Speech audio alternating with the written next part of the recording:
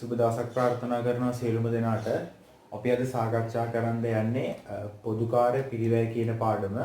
එතකොට පොදුකාර්ය පිරිවැය කියන පාඩමට අදාළව න්‍යාය සාකච්ඡා කිරීම මම මේට කලින් වීඩියෝ එකකදී කරා.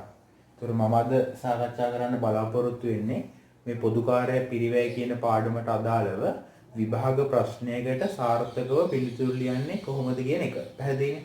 එතකොට මේ වීඩියෝ එක පළවෙනි වතාවට බලන ළමයෙක් නම් අනිවාර්යයෙන්ම පොදුකාර්ය පිරිවැය න්‍යාය පැහැදිලි කිරීමට අදාළ වීඩියෝ එක බලලෙන්න.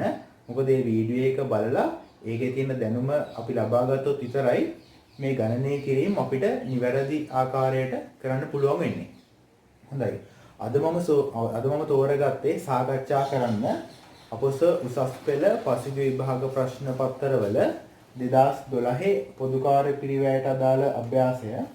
එතකොට 2012 පොදුකාර්ය පිරිවැයට අදාළ අභ්‍යාසය අපිට එන්නේ රචනා ප්‍රශ්නාංක 2 ආයන කොටසෙන්. රචනා ප්‍රශ්නාංක 2 ආයන කොටසෙන්. ඉතින් අපි පසුගිය විභාග ප්‍රශ්න පත්‍ර බලපුවම හැම විභාග ප්‍රශ්නයකම වගේ මේ පොදුකාර්ය පිරිවැය පාඩමට අදාළව ප්‍රශ්නයක් යොමු වෙලා තියෙනවා. ගොඩක් වෙලාවට අපිට ලකුණු 10ක වගේ ප්‍රමාණයක් දෙවෙනි කොටසෙන් විතරක් ලබා ගන්න පුළුවන්. ඊට අමතරව පළවෙනි කොටසිනුත් ලකුණු 3ක් 4ක් වගේ මේ පාඩමට අදාළව අනිවාර්යයෙන්ම ලබා ගන්න පුළුවන්. ඉතින් මේ පොදුකාර්ය පිරිවැය පාඩම කියන්නේ එහෙනම් ඉතාමත් වැදගත් පාඩමක්. ඉතින් මම මේ කරන ගණනීය කිරීම හොඳින් බලාගෙන ඉඳලා ඔයාලත් ඊළඟ අභ්‍යාස සාර්ථකව කරලා සාර්ථකව විභාගයට මුහුණ දෙන්න අඩිතාලමක් දාගන්න කියලා මම ආරාධනා කරනවා. හොඳයි. දැන් එහෙනම් අපි හැමෝම පුළුවන් නම් සපයගමු පොතක් මේ අභ්‍යාසයේ මාත් එක්ක හදන්න. ඒ වගේම අපි පාස් පේපර්ස් පොතක් තියෙනවා නම් ඒකත් සපයගමු. මේ අභ්‍යාසයේ මාත් එක්කම පිළියෙල කරන්න පුළුවන්. හොඳයි. දැන් මම සකස් කරගෙන තියෙන අභ්‍යාසය 2012 අපොස උසස් පෙළ පසුගිය විභාග ප්‍රශ්න පත්‍ර අංක 2 ආයන කොටස. 2012 දෙවෙනි ප්‍රශ්නේ ආයන කොටස. මම මුලින්ම ඒක පොඩ්ඩක් කියවලා ඉන්නම්.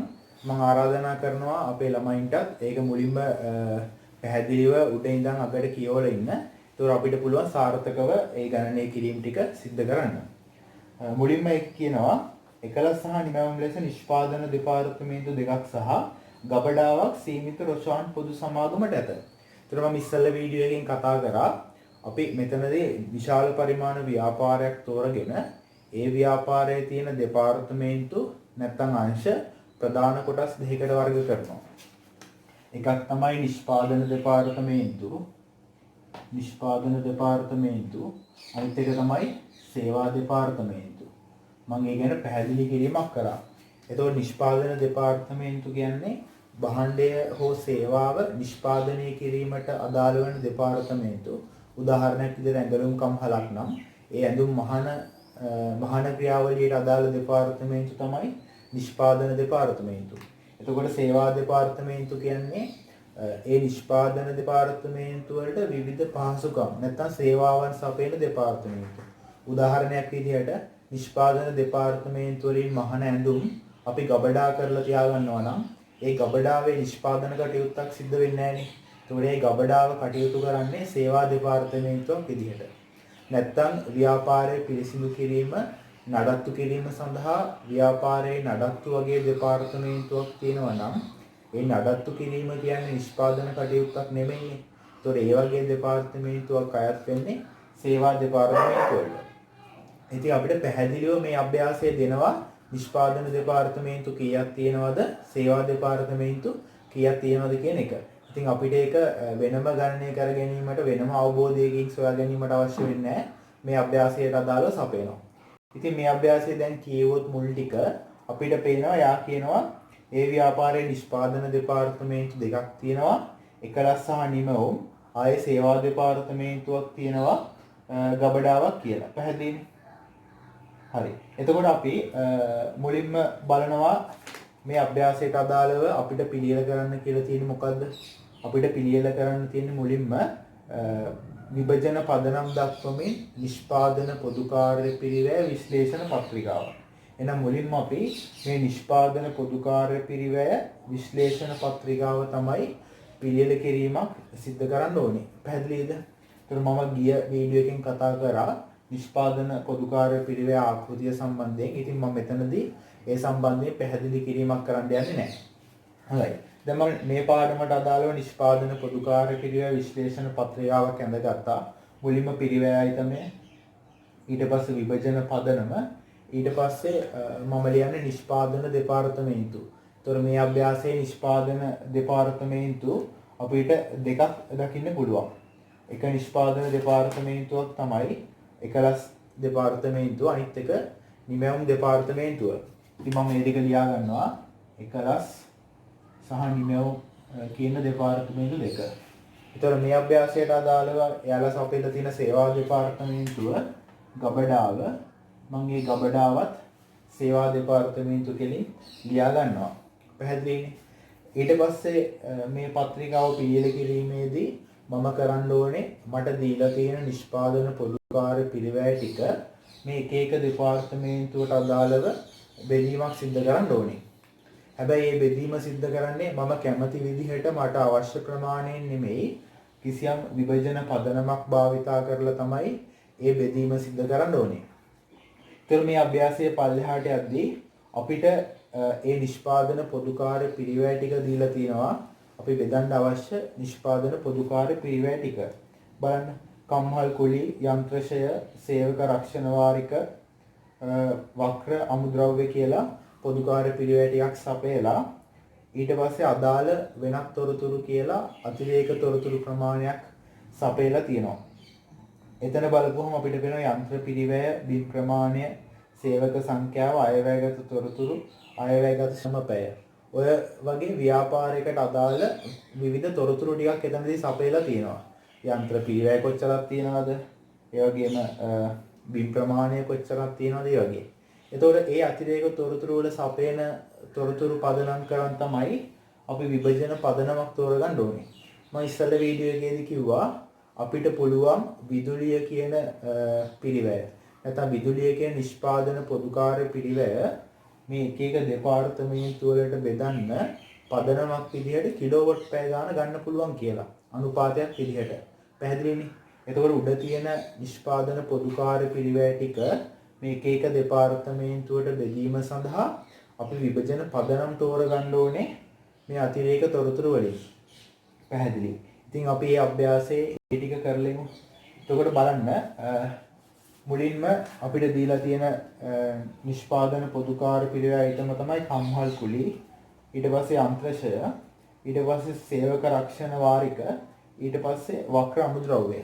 හැබැයි ඔයාලට පොඩි වෙනසක් දකින්න පුළුවන්. එතන වක්‍ර අමුද්‍රව්‍ය කියන තැන එකලස්, නිමැවුම්, ගබඩා කියලා තුනකට බෙදලා දීලා තමයි තියෙන්නේ. වක්‍ර අමුද්‍රව්‍ය කියන ප්‍රමාණය එකලස් දෙපාර්තමේන්තුවට මෙච්චරයි, නිමැවුම් දෙපාර්තමේන්තුවට මෙච්චරයි, ගබඩාවට මෙච්චරයි කියලා වෙනම අභ්‍යාසයේ බෙදලා දීලා තියෙනවා. ඉතින් ඔය වගේ බෙදලා දීලා තියෙන නිෂ්පාදන පොදුකාර්ය පිරිවැය වලට අපි කියනවා දැනටමත් ඒවා ප්‍රතිපාදනය කරලා ඉවරයි කියලා. පැහැදිලිද? ඔය වගේ කිසියම් බෙදලා දීමක් තිබ්බොත් එක එක දෙපාර්තමේන්තුවට අදාළව නැවත අපි විභජනය කිරීමක් සිදු කරන්න අවශ්‍ය නැහැ. මොකද මේ අභ්‍යාසය අපිට ඒවා දීලා තියෙනවානේ. ඒවට අපි කියන ප්‍රතිපාදන නැත්නම් ඍජුවෙන් කිරීම කියලා. ප්‍රතිපාදන නැත්නම් ඍජුවෙන් කිරීම. ඉතින් අපිට පුළුවන් මේ බෙදලා දීලා තියෙන අයිතම එහෙම්ම එක එක දෙපාර්තමේන්තුවට දාගන්න. ඒතර අපි සම්ප්‍රදායික විදිහට එහෙම කිසියම් දෙපාර්තමේන්තුවකට බෙදලා තිබ්බොත් අපි මේ බෙදලා තියෙන ප්‍රමාණය මුලින්ම දාලා ඊට පස්සේ තියෙන පොදුකාර්ය පිරිවැය ටික තමයි විභජන පදනම් භාවිතා කරලා අපි එක එක දෙපාර්තමේන්තුවට බෙදා හැරීමක් සිදු කරන්නේ. පැහැදිලිනේ? ඒතකොට මෙතන බෙදලා දීලා තියෙන පොදුකාර්ය පිරිවැය තමයි වක්‍ර අමුද්‍රව්‍ය කියන අයිතමය. වක්‍ර අමුද්‍රව්‍ය. ඉතින් මම වක්‍ර අමුද්‍රව්‍ය බෙදනවා ඒ දෙපාර්තමේන්තුවට දීලා තියෙන ප්‍රමාණය. එකලස් දෙපාර්තමේන්තුවට 1,06,000ක් විදිහට දීලා තියෙනවා. නිමැවුම් දෙපාර්තමේන්තුවට 59,000ක් විදිහටත්, ගබඩාවට 11,000ක් විදිහටත් තමයි මේ අභ්‍යාසයේ අපිට වක්‍ර අමුද්‍රව්‍ය කියන පිරිවැය බෙදලා දීලා තියෙන්නේ. ඉතින් ඒ පිරිවැය බෙදලා දීලා තියෙන නිසා අපි ඒක නැවත බෙදීමක් සිදු කරන්න අවශ්‍ය වෙන්නේ නැහැ. මෙහෙම බෙදලා දීලා තියෙන ඒවාට අපි කියනවා ඍජුවෙන් කිරීම නැත්නම් ප්‍රතිපාදන. ඍජුවෙන් කිරීම නැත්නම් ප්‍රතිපාදන කියලා කියනවා. ඒතර මම මෙතන ඍජුවෙන් කිරීම කියලා ලියා ගන්නම්. කිසියම් ශිෂ්‍යයෙකුට අවශ්‍ය නම් ප්‍රතිපාදන කියලා ලියන්න පුළුවන්.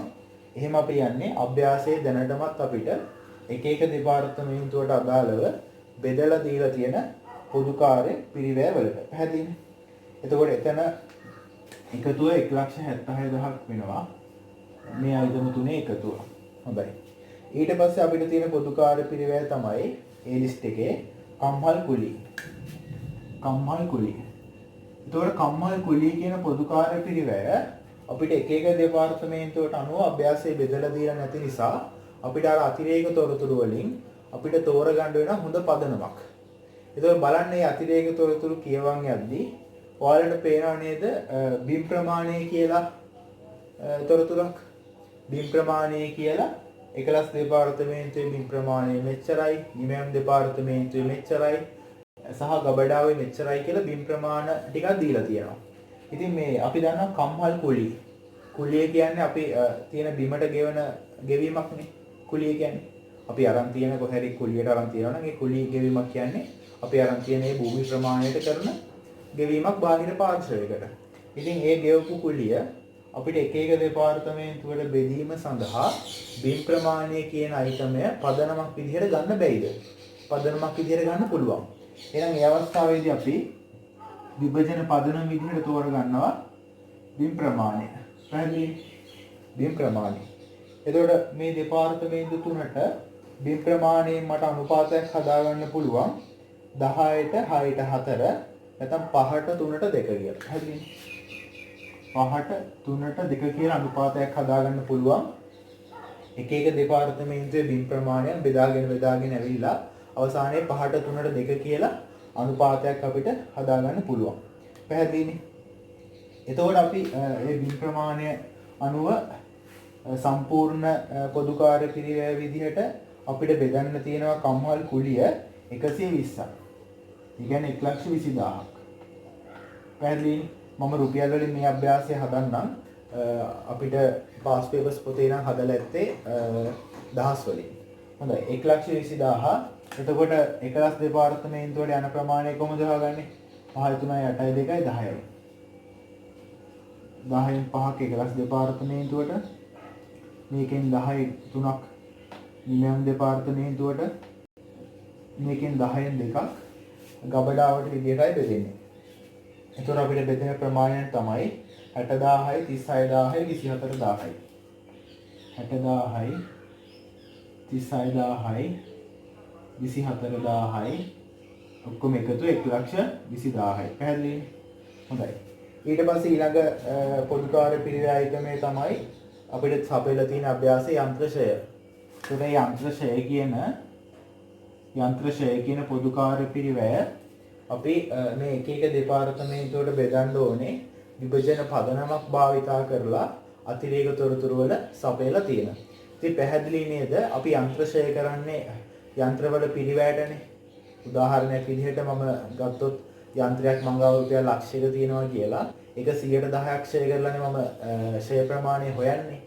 එතකොට එහෙනම් මේ යන්ත්‍රශය එක එක දෙපාර්තමේන්තුවට කොච්චරක් යන්න ඕනද කියලා හොයාගන්න මට පුළුවන් ද බැයිද යන්ත්‍ර පිරිවැය කියන පදනම භාවිතා කරන්න. යන්ත්‍ර පිරිවැය කියන පදනම භාවිතා කරන්න පුළුවන්. ඒ කියන්නේ වැඩි යන්ත්‍ර පිරිවැයක් තියෙන දෙපාර්තමේන්තුවට වැඩි යන්ත්‍රශයක් යනවා. අඩු යන්ත්‍ර පිරිවැයක් තියෙන දෙපාර්තමේන්තුවට අඩු යන්ත්‍රශයක් යනවා. පැහැදිලිද? හොඳයි. අපි ඒක අනුපාතයක් විදිහට ගත්තාම යන්ත්‍ර පිරිවැය. ඒතර මම මෙතන බලන යන්ත්‍ර පිරිවැය අපිට අනුපාතයක් විදිහට ගන්න පුළුවන් 3ට 5. 3ට 5. එතකොට අපි බලපුවම මේ අතිරේක තොරතුරු වල ගබඩාවේ යන්ත්‍ර නැහැ. එහෙනම් ගබඩාවේ යන්ත්‍ර නැත්තම් ගබඩාවට අදාළව යන්ත්‍රශයක් ඇති වෙන්නේ නැහැ නේ. ඒකින්ද එකලස් සහ නිමැම් දෙපාර්තමේන්තුවේ යන්ත්‍ර පිරිවැය මට අනුපාතයක් විදිහට ගන්න පුළුවන් 3ට 5 අනුපාතයකට. ගබඩාවේ යන්ත්‍ර පිරිවැයක් නැති නිසා අපි ඒකට යන්ත්‍රශය බෙදීමක් සිදු කරන්න අවශ්‍ය වෙන්නේ නැහැ. පැහැදිලිනේ? එතකොට එහෙම බෙදපුවම අපිට යන්ත්‍රශය විදිහට බෙදන්න තියෙන 80ක්. එතකොට 3ට 5 අනුපාතයට බෙදපුවම මෙතන 30000යි මෙතන 20000යි. මෙතන 30000යි මෙතන 50000යි. ඒතකොට සම්පූර්ණ වශයෙන් අපිට බෙදන්න තියෙන්නේ රුපියල් 80000ක්. ගබඩාවට යන්ත්‍ර ෂෙයා නැහැ. මොකද ගබඩාවේ යන්ත්‍ර පිරිවැයක් තිබුණේ නැහැ. ඒක නිසා අනුපාතයක් නැති නිසා ගබඩාවට බෙදන්න. පැහැදිලිනේ? හොඳයි. අපි ඉස්සරහට අපිට තව පොදුකාර පිරිවැයක් තියෙනවා සේවක රක්ෂණය. සේවක රක්ෂණය. දැන් මම හිතනවා අපේ ළමයින්ට මේක පැහැදිලි ඇති මේ යන ක්‍රියාවලිය සම්බන්ධයෙන් කියලා. ඔයාලම හිතන්න සේවක රක්ෂණය කියන පොදුකාර පිරිවැය අපිට බෙදන්න හොඳ පදනමක් ඔය දීලා තියෙන අතිරේක තොරතුරු වලින්. හොඳයි නේද සේවක සංඛ්‍යාව? සේවකයන්ට අදාළව රක්ෂණය කරන්න යන වියදම අපිට බෙදන්න බැයිද? එක එක දෙපාර්තමේන්තුවේ ඉන්න සේවකයන් සංඛ්‍යාවට අනුපාතිකව බෙදන්න පුළුවන්. එහෙනම් මම විභජන පදනම විදිහට ගන්නවා සේවක සංඛ්‍යාව. එතකොට එතන බලපුවම දෙපාර්තමේන්තු තුනටම සේවකයෝ ඉන්නවා. එතකොට මට අනුපාතයක් හදාගන්න පුළුවන් 6ට 3ට 1 විදිහට. සේවක සංඛ්‍යාව භාවිතා කරලා අනුපාතයක් හදාගන්න පුළුවන් 6ට 3ට 1. එතකොට පැහැදිලි වැඩිම සේවකයන් සංඛ්‍යාවක් ඉන්නේ 11 දෙපාර්තමේන්තුවේ. ඊට පස්සේ නිමයම් දෙපාර්තමේන්තුවේ සේවක සංඛ්‍යාව අඩුයි. ඊට පස්සේ ගබඩාවට අදාළ සේවක සංඛ්‍යාව ඊටත් අඩුයි. එහෙනම් සේවක රක්ෂණ වියදමුත් වැඩිම යන්න ඕනේ 11 දෙපාර්තමේන්තුවට, ඊට පස්සේ නිමයම් දෙපාර්තමේන්තුවට, ඊට පස්සේ තමයි ගබඩාවට අඩු ප්‍රමාණයක් යන්නේ. එතකොට සේවක රක්ෂණ වියදම් විදිහට අපිට බෙදන්න මුළු ප්‍රමාණය තියෙනවා 50000ක්. එතකොට ඒක තුනට බෙදපුවම 30000යි 15000යි 5000යි. 30000යි 15000යි 5000යි. හරිනේ. සම්පූර්ණ ප්‍රමාණය 50000. 6ට 3ට 1 අනුපාතයට බෙදපුවම 11 දෙපාර්තමේන්තුවට 30000ක් එනවා. නිමයම් දෙපාර්තමේන්තුවට 15000යි ගබඩාවට 5000යි. පැහැදිලි. ඊට පස්සේ අපිට තියෙන පොදුකාර පිරිවැය එතන සේවක රක්ෂණ වලින් පස්සේ අපිට ඉවරයි. පොදුකාර පිරිවැය ටික ඉවරයි. එහෙනම් ඔන්න අපි පොදුකාර පිරිවැය විශ්ලේෂණ පත්‍රිකාවක මුල් ආකෘතිය කියන්නේ මුල් කොටස පිළියෙල කරලා ඉවරයි. ඉතින් මම හිතනවා මෙතනට වෙනකන් අපේ ළමයින්ට මේ ප්‍රශ්නයක් වෙන්න නැතුව ඇති කියලා. ඊට පස්සේ අපි මේ ටික එකතු කරන්න ඕනේ. ඒ කියන්නේ මේ අපි ඔයක නිෂ්පාදන පොදුකාර පිරිවැය ටික එක එක තීරුවට අදාළව අපි එකතුවක් ගන්න ඕනේ. එතකොට 11 දෙපාර්තමේන්තුවේ 226000යි එකතුව බලන්න. ඊට පස්සේ නිමයම් දෙපාර්තමේන්තුවේ 160000යි ගබඩාවේ 20000 ගබඩාවේ 40000ක් විදියට තමයි සටහන් වෙන්නේ. ඒතර සම්පූර්ණ පොදුකාර පිරිවැය එකතුව 426000ක් වෙනවා මේ සියලුම තීරුවල එකතුව. පැහැදිලිනේ? ඊට පස්සේ මේ පාඩමේදී අපි කරන්න ඕන දේ තමයි අපි දැන් මෙතනින් ඉස්සරහට යද්දී තවදුරටත් සේවා දෙපාර්තමේන්තුවක් අපි තියාගන්නේ නැහැ. පැහැදිලිද? ඒ කියන්නේ දැන් අපි මේ තියෙන සියලුම දෙපාර්තමේන්තු වලට මුලින්ම ව්‍යාපාරයේ සියලුම නිෂ්පාදන පොදුකාර්ය පිරිවැය බෙදනවා.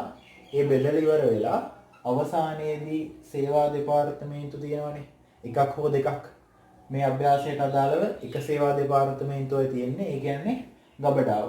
ඒ සේවා දෙපාර්තමේන්තුවේ අවසාන පොදුකාර්ය පිරිවැය එකතුව මේ අභ්‍යාසයට අදාළව 40000 අපි නැවත විභජනය කිරීමක් කරනවා මේ නිෂ්පාදන දෙපාර්තමේන්තු වලට. ඒකේ අදහස තමයි මොකද ඇත්තටම ව්‍යාපාරයක නිෂ්පාදන කටයුත්තක් සිද්ධ වෙන්නේ නිෂ්පාදන දෙපාර්තමේන්තුව විතරයි. ඒතර සේවා දෙපාර්තමේන්තුවකින් කරන්නේ නිෂ්පාදන දෙපාර්තමේන්තුව වලට සේවා සැපයීමක් විතරයි. ඉතින් තවදුරටත් අපි සේවා දෙපාර්තමේන්තුවක් තියාගන්නේ නැහැ. අර සේවාවක්, ඒ කියන්නේ මේ එක එක දෙපාර්තමේන්තුවල මේ ගබඩාවේ සේවා සපයනවානේ. ඒ සේවා සපයන කිසියම් අනුපාතයකට අපි මේ ගබඩාවේ රුපියල් 40000 මේ නිෂ්පාදන දෙපාර්තමේන්තු දෙකට බෙදලා දෙන්න ඕනේ. පැහැදිලිද? ඒතර මෙතන සේවා පොදුකාර පිරිවැය මෙතන ගබඩාවේ තියෙන 40000 එතනින් අඩු වෙලා ඒක බෙදන්න ඕනේ 11 සහ නිමයම් කියන නිෂ්පාදන දෙපාර්තමේන්තු දෙකට. පැහැදිලිනේ? හැබැයි ඒකත් බෙදන්න ඕනේ විභජන පදනමක් තෝරගෙන. ඒතර අපිට අභ්‍යාසයේ සාමාන්‍යයෙන් කියනවා මේ සේවා දෙපාර්තමේන්තුවේ පොදුකාර්ය පිරිවැය මොන අනුපාතයටද 11 සහ නිමයම් දෙපාර්තමේන්තු වලට බෙදන්න ඕනි කියලා. නැත්නම් අපිට විභජන පදනමක් හරි ඒ අභ්‍යාසයේ සපයනවා. ඒතර මේ අභ්‍යාසයට අදාළව අපිට ඊළඟ අතිරේක තොරතුරට යන්න. ඊළඟ අතිරේක තොරතුරේ සපයලා තියෙනවා මේ අභ්‍යාසයේ මේ පොදුකාර්ය පිරිවැය බෙදන්න 60 සහ 140 කියන අනුපාතය භාවිතා කරන්න කියලා. දෙවෙනි අතිරේක තොරතුරේ කියනවා එකලස් සහ නිමැවුම් දෙපාර්තමේන්තුවට පිළිවෙලින් 60ක් සහ 140ක් ලෙස ගබඩාව සේවා සපයයි. කියන්නේ එකලස් දෙපාර්තමේන්තුවට 60ක් සපයනලු සේවාව නිමැවුම් දෙපාර්තමේන්තුවට 140යි. ඉතින් එහෙනම් මට මේ 40000 බෙදන්න පුළුවන් 60 සහ 140 කියන අනුපාතයට. එකලස් දෙපාර්තමේන්තුවට 60කුත් නිමැවුම් දෙපාර්තමේන්තුවට 140කුත් විදිහට. එතකොට මට එකලස් දෙපාර්තමේන්තුවට 24000කුත් නිමැවුම් දෙපාර්තමේන්තුවට 16000කුත් විදිහට බෙදන්න පුළුවන්. පැහැදිලිනේ?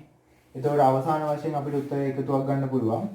මෙතන එකලස් දෙපාර්තමේන්තුවේ 250000යි එකතුව නිමැවුම් දෙපාර්තමේන්තුවට අදාළව 176000ක් විදිහට.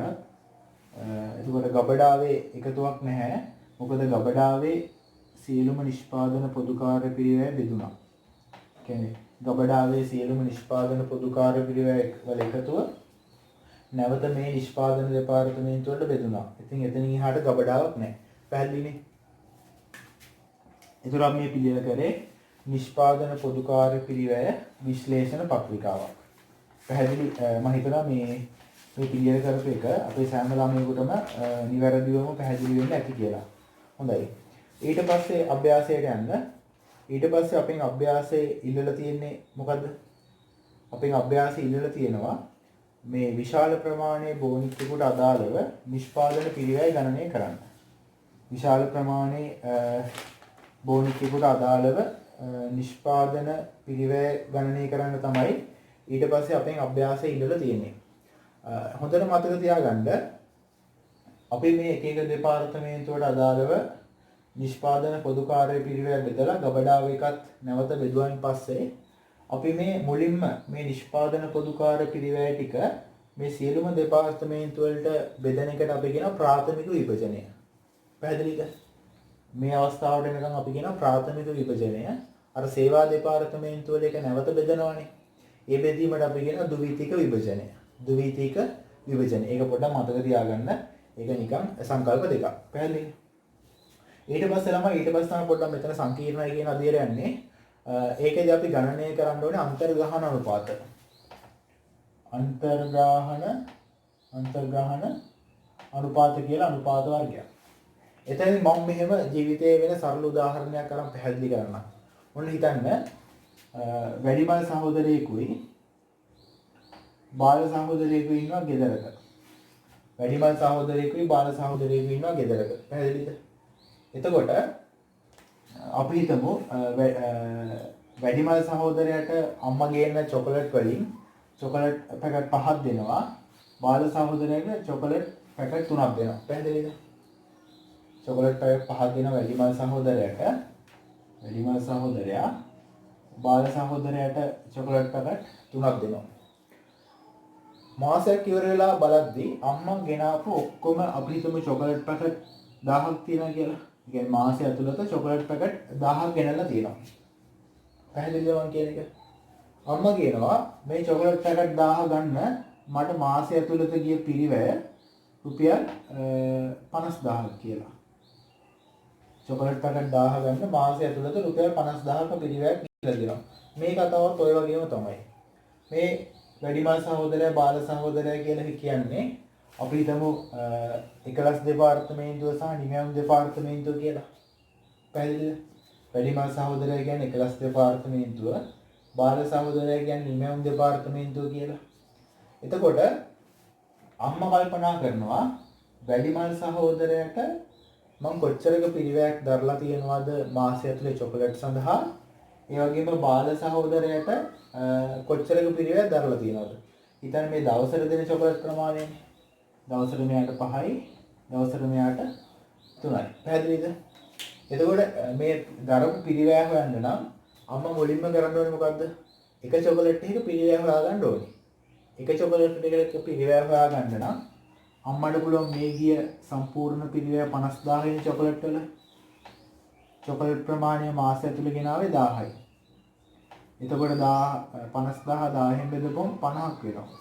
එහෙනම් එක චොකලට් එකක පිරිවැය 50යි. ඒතර අපිට හිතන්න පුළුවන් ළමයි අපි හිතමු මේ අන්තර්ගහන අනුපාතය මේ වගේ එකක් එන්නේ. මෙතනින් අපි මේ වගේ සම්පූර්ණ ගිය පිරිවැය කිසියම් ඒකකයකින් බෙදලා අපි හොයාගන්න ළමයි එකක පිරිවැයනේ. ඊළඟට අපි කරන්න යන අධ්‍යයනය. පැහැදිලිද? එතකොට අපිට එකක පිරිවැය කීයක් ආවද? මෙතනට අනුව එක චොකලට් එකක පිරිවැය. එක චොකලට් එකක පිරිවැය ළමයි 50ක් ආවා. පැහැදිලිද? එතකොට අපි වැඩිමල් සහෝදරයට ගිය ගාන කොහොමද ගන්නෙ? 5 වැඩි කරනවා 50යි. පැහැදිලිද? එතකොට බාල සහෝදරයට ගිය ප්‍රමාණය කොහොමද වෙන්නේ? 3 වැඩි කරනවා 50යි. ඒතර මෙතන පිරිවැය විදිහට 250කුත් මෙතන පිරිවැය විදිහට 150කුත් එනවා. පැහැදිලිද? හරි. මේ වගේ ක්‍රියාවලියක් තමයි ඉස්සරහට සිද්ධ වෙන්නේ. මුලින්ම අන්තර්ගහන අනුපාත කියන්නේ ඒ අපිට ඇවිල්ලා තියෙන පිරිවැය තියෙනවානේ. ඒ පිරිවැය කිසියම් ඒකක ප්‍රමාණයකින් බෙදලා එක ඒකකයක ප්‍රමාණය හොයාගන්නවා.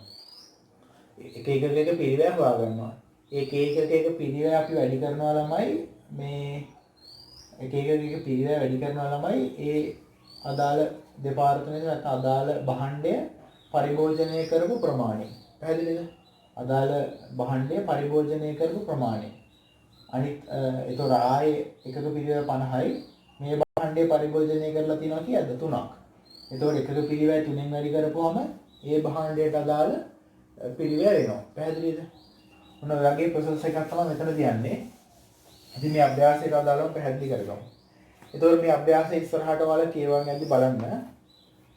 මේ අභ්‍යාසය ඉස්සරහට කියවන්න යද්දි ඔයාලට තියෙනවා අතිරේක තොරතුරු අංක 3 පහත පදනම් වලට අනුව පොදුකාර්ය පිරිවැය අන්තර්ගහන අනුපාත ගණනය කරන්න. එතකොට ළමයි අර මං කිව්වේ මම චොකලට් ප්‍රමාණයෙන් බෙදුවේ. ඒ වගේ මේ අභ්‍යාසය අපිට සපේනවා. ඔයාලා අන්තර්ගහන අනුපාත භාවිතා කරන්න මොකෙන්ද බෙදන්න ඕනේ? මොකද්ද පදනම් කරගන්න ඕනේ? අර ඉස්සෙල්ලා මම උදාහරණයක් ගත්තේ චොකලට් වගේ. පැහැදිලිද? මෙතනදී එයා කියනවා එකලස් දෙපාර්තමේන්තුව සඳහා යන්ත්‍ර පැය ගන්නලු. නිමැම් දෙපාර්තමේන්තුව සඳහා ශ්‍රම පැය. පැහැදිලිද? දැන් ඔයාලට පැහැදිලි වෙයි. දෙපාර්තමේන්තු දෙකක් තියෙනවානේ. එකලස් දෙපාර්තමේන්තුව සහ නිමැම් දෙපාර්තමේන්තුව. ඒතකොට එකලස් දෙපාර්තමේන්තුවේ අන්තර්ගහන අනුපාතය මුලින්ම හොයලෙමු. අපි එකලස් දෙපාර්තමේන්තුවේ පොදුකාර්ය පිරිවැය අන්තර්ගහන අනුපාතය. ඔයලා එකලස් දෙපාර්තමේන්තුවේ පොදුකාර්ය පිරිවැය අන්තර්ගහන අනුපාතය සමානයි ඇස්තමේන්තුගත නිෂ්පාදන පොදුකාර්ය පිරිවැය ඇස්තමේන්තුගත නිෂ්පාදන පොදුකාර්ය පිරිවැය බෙදීම ඇස්තමේන්තුගත අපිට අභ්‍යාසය මොකක්ද ළමයි කියන්නේ? එකලස් දෙපාර්තමේන්තුව අන්තර්ගහනය කිරීම සඳහා මොකක්ද පදනම විදිහට ගන්න කියන්නේ? පදනම විදිහට ගන්න කියන්නේ ළමයි යන්ත්‍ර පැය. එහෙනම් යටට දාන්නේ ඇස්තමේන්තුගත යන්ත්‍ර පැය. ඒක අපිට සපයනවා. ඒතර මේ ඇස්තමේන්තුගත පොදුකාර්ය පිරිවැය කියන්නේ ළමයි අපි මේ නිෂ්පාදන පොදුකාර්ය පිරිවැය විශ්ලේෂණ පත්‍රිකාවෙන් හොයාගත්ත පිරිවැය තියෙනවානේ. එන්නේ පිරිවැයට තමයි ඇස්තමේන්තුගත නිෂ්පාදන පොදුකාර්ය පිරිවැය කියන්නේ. පැහැදිලිද? ඒතර මට මේකේ අන්තර්ගහන අනුපාතය හොයන්න පුළුවන්. මෙතන ඇස්තමේන්තුගත පොදුකාර්ය පිරිවැය ළමයි 250000යි. එකලස් දෙපාර්තමේන්තුවේ අපි හොයන්නේ. ඊට පස්සේ ඇස්තමේන්තුගත යන්ත්‍ර පැය. සාමාන්‍ය ළමයි මේ ඇස්තමේන්තුගත යන්ත්‍ර පැය නැත්නම් ඇස්තමේන්තුගත ශ්‍රම පැය. කියන්නේ අපේ අභ්‍යාසයේ කියනවනේ මේ පදනම භාවිතා කරලා අන්තර්ගහනය කරන්න කියලා. ඒ පදනමට අදාළ ඒ ඒකක ප්‍රමාණය අපිට අභ්‍යාසයේ සපයනවා. මේ අභ්‍යාසයේ ගිහිල්ලා බලන්න අතිරේක තොරතුරු වල තියෙනවා ළමයි අයවැයගත කියන්නේ ඇස්තමේන්තුගත අයවැයගත යන්ත්‍ර පැය කියලා එකලස් දෙපාර්තමේන්තුවේ 5000ක් තියෙනවා. එහෙනම් එකලස් දෙපාර්තමේන්තුවට අදාළව ළමයි ගියපු මුළු යන්ත්‍ර පැය ගාන. ඒ කියන්නේ යන්ත්‍ර ක්‍රියාකවල තිබ්බ සම්පූර්ණ පැය ගාන කීයක් තියෙනවද? සම්පූර්ණ පැය ගාන 5000ක් තියෙනවා. ඉතින් මට පුළුවන් දැන් මේ පොදුකාර්ය පිරිවැය 250000 ඒ 5000න් බෙදලා එක යන්ත්‍ර පැයකට අවශ්‍ය පොදුකාර්ය පිරිවැය හොයාගන්න. පැහැදිලිද? 250000 5000න් බෙදලා එක යන්ත්‍ර පැයකට ගිය පොදුකාර්ය පිරිවැය හොයාගන්න. පැහැදිලි? එහෙනම් ළමයි එක යන්ත්‍ර පැයකට එකලස් දෙපාර්තමේන්තුවෙන් කොච්චර පොදුකාර්ය පිරිවැයක් යනවද? 50ක්. එතකොට යන්ත්‍ර පැයට යන්ත්‍ර පැයකට. ඊට පස්සේ ළමයි අපි නිමැවුම් දෙපාර්තමේන්තුව තියෙනවානේ. නිමැවුම් දෙපාර්තමේන්තුවේ පොදු කාර්ය පිරිවැය අන්තර්ග්‍රහණ අනුපාතය හොයාගන්න ඕනේ. ඒ කියන්නේ තවදුරටත් මේ ඊටු නිෂ්පාදන දෙපාර්තමේන්තු දෙකටම අදාළව අන්තර්ග්‍රහණ අනුපාතය හොයාගන්න ඕනේ. ඒකලස් දෙපාර්තමේන්තුවේ අන්තර්ග්‍රහණ අනුපාතය අපි පිළියෙල කරා. දැන් නිමැවුම් දෙපාර්තමේන්තුවේ පොදු කාර්ය පිරිවැය අන්තර්ග්‍රහණ අනුපාතය තමයි පිළියෙල කරන්න යන්නේ.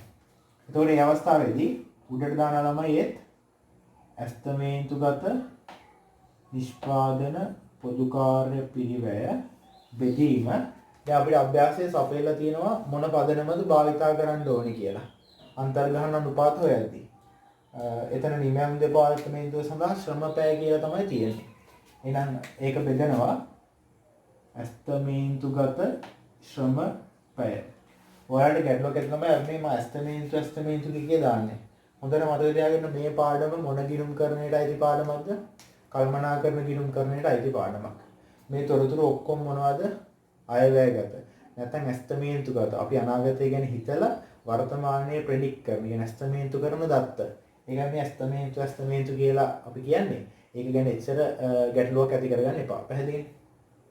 ඒතකොට බලන්න ළමයි නිමැවුම් දෙපාර්තමේන්තුවේ ඇස්තමේන්තුගත පොදු කාර්ය පිරිවැය කීයක් තියනවද? අවසාන වශයෙන් 1,76,000ක් තියෙනවා. ඒක බෙදන්න ඕනේ ඇස්තමේන්තුගත ශ්‍රම පැය. බලන්න නිමැවුම් දෙපාර්තමේන්තුවට අදාළව ඇස්තමේන්තුගත ශ්‍රම පැය. ඒකත් අතිරේක තොරතුරු වල සපයලා තියෙනවා. කීයක් තියෙනවද? නිමැවුම් දෙපාර්තමේන්තුවට අදාළව අයවැයගත ශ්‍රම පැය 8,000ක් තියෙනවා. පැහැදිලිද? 8,000ක් තියෙනවා. එහෙනම් අපිට දැන් හොයන්න පුළුවන් ළමයි එක ශ්‍රම පැයකට නිමැවුම් දෙපාර්තමේන්තුවෙන් කොච්චරක පොදු කාර්ය පිරිවැයක් යනවද? පැහැදිලිද? එතකොට මේ 8,000 මේකෙන් බෙදපුවම 22යි. يعني ශ්‍රම පැයකට කීයක් යනවද? 22ක් යනවා. මම හිතනවා මේ අන්තර්ග්‍රහණ අනුපාත පිළියෙල කර ගැනීමෙන් ගැටලුවක් නැහැ. ප්‍රශ්නයක් නැහැ. පැහැදිලි? හොඳයි. ඒක අපි අන්තර්ග්‍රහණ අනුපාත පිළියෙල කරගෙන ඉවරයි. ඊට පස්සේ බලන්න අභ්‍යාසයෙන් මොකක්ද අපෙන් අහන්නේ? අවසාන වශයෙන් අහනවා විශාල ප්‍රමාණයේ බෝනික්කන් 200ක් විකිණීමෙන් ලැබිය හැකි ලාභය. මේ ප්‍රශ්نين අපෙන් අහලා තිබ්බේ අන්තර්ග්‍රහණ අනුපාත නෙමෙයි. මොකක්ද අහලා තිබ්බේ?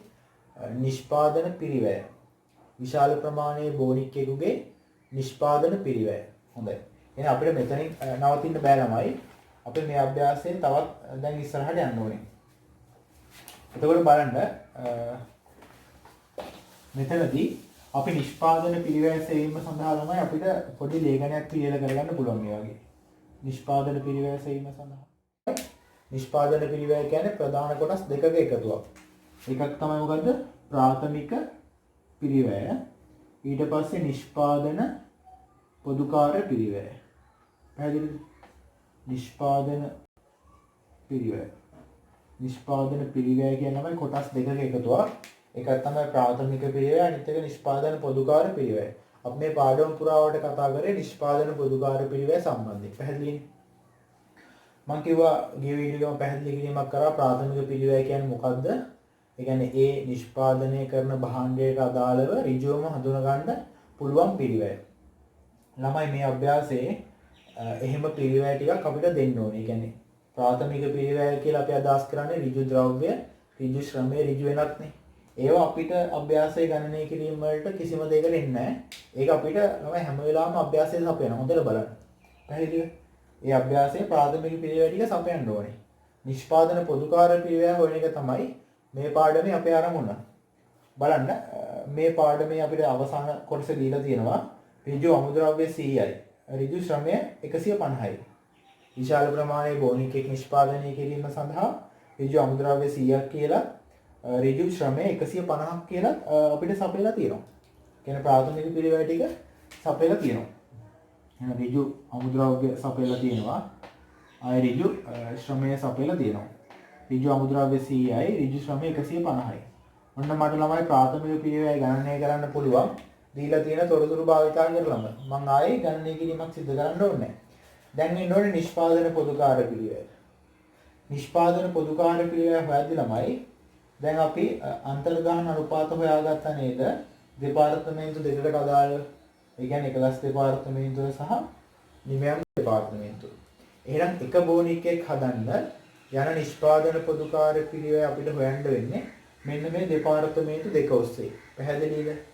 මේ අපි අන්තර්ගහන අනුපාත හොයපු දෙපාර්තමේන්තු දෙකෙන් තමයි එක බෝනික් එකක් හදන්න අවශ්‍ය නිෂ්පාදන පොදු කාර්ය පිළිවෙල හොයාගන්න වෙන්නේ. එතකොට නිෂ්පාදන පොදු කාර්ය පිළිවෙල අපිට එනවා දෙපාර්තමේන්තු දෙකකින්. එකක් තමයි එකලස් දෙපාර්තමේන්තුව. අනිත් එක තමයි නිමයම් දෙපාර්තමේන්තුව. එකලස් දෙපාර්තමේන්තුවයි නිමයම් දෙපාර්තමේන්තුවයි. તો එකලස් දෙපාර්තමේන්තුවෙන් කොච්චර පොදු කාර්ය පිළිවෙලක් ගියාද කියලා හොයන්න එක බෝනික් එකක් හදන්න අපි දැන් අන්තර්ගහන අනුපාතයක් හොයාගත්තා නේ. අන්තර්ගහන අනුපාතය කීයද? 50යි. හැබැයි මේක නෙමෙයි උත්තරේ. එතකොට නිමයම් දෙපාර්තමේන්තුවෙන් එක බෝනික් එකක් හදන්න කොච්චර නිෂ්පාදන පොදු කාර්ය පිළිවෙලක් ගියාද කියලා හොයාගන්න මෙන්න මේ නිමයම් දෙපාර්තමේන්තුවේ අන්තර්ගහන අනුපාතය වෙන 22 අපිට අවශ්‍යයි. නමුත් ඒක නෙමෙයි උත්තරේ. දැන් අභ්‍යාසයේ තවදුරටත් කියවන්න ළමයි. එතනදී අපිට කියලා තිබ්බා නේද? හතරවෙනි අතිරේක තොරතුරේ. ඒකකයක් සඳහා අයවැයගත පැය විශාල ප්‍රමාණයේ බෝනික්කෙකුට. ඒ කියන්නේ එක විශාල ප්‍රමාණයේ බෝනික් එකක් හදන්න අයවැයගත ශ්‍රම පැයයි අයවැයගත යන්ත්‍ර පැයයි අපිට අභ්‍යාසයේ සපයනවා. පැහැදිලිද? දැන් මේ තියෙන ළමයි එක පැයකට 50ක් කියලානේ යන්ත්‍ර පැය. අපිට අභ්‍යාසයේ කිව්වොත් විශාල ප්‍රමාණයේ බෝනික් එකක් හදන්න පැය 4ක් යනවා කියලා. පැහැදිලිද මම කියන්නේ? විශාල ප්‍රමාණයේ බෝනික් එකක් හදන්න යන්ත්‍ර පැය 4ක් යනවා කිව්වොත් මේ 50 4න් වැඩි කරලා තමයි මම එක බෝනික් එකක් හදන්න ගිය පිළිවෙල හොයාගන්න ඕනේ. පැහැදිලිද? බලන්න එතන හතරවෙනි අතිරේක තොරතුරේ යන්ත්‍ර පැය එකලස් දෙපාර්තමේන්තුවේ පැය 4ක්. يعني විශාල ප්‍රමාණයේ බෝනික් එකක් හදන්න එකලස් දෙපාර්තමේන්තුවෙන් යන්ත්‍ර පැය 4ක් යනවලු.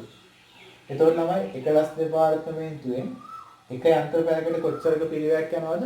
50ක පිළිවෙලක් යනවා. එක බෝනික් එකක් හදන්න ඒ වගේ යන්ත්ර පැය කීයක් යනවද ළමයි? පැය 4ක් යනවා. එහෙනම් 50 වැඩි කිරීම 4 50 වැඩි කිරීම 4 200ක් තමයි එකලස් දෙපාර්තමේන්තුවේ එක බෝනික් එකක් හදන්න යන පිළිවෙල. පැහැදිලි? දැන් ඊළඟ එක තනියම කල්පනා කරන්න. ඊට පස්සේ කියනවා ඒකට යටින් ශ්‍රම පැය. නිමයම් දෙපාර්තමේන්තුවට පැය 5යි. ශ්‍රම පැය යනවලු නිමයම් දෙපාර්තමේන්තුවට පැය 5ක් එක බෝනික් එකක් හදන්න. ඒතකොට එක පැයකට අදාළ ප්‍රමාණය අපි හොයාගත්ත 22යි. පැහැදිලිද? එක ශ්‍රම පැයකට 22යි.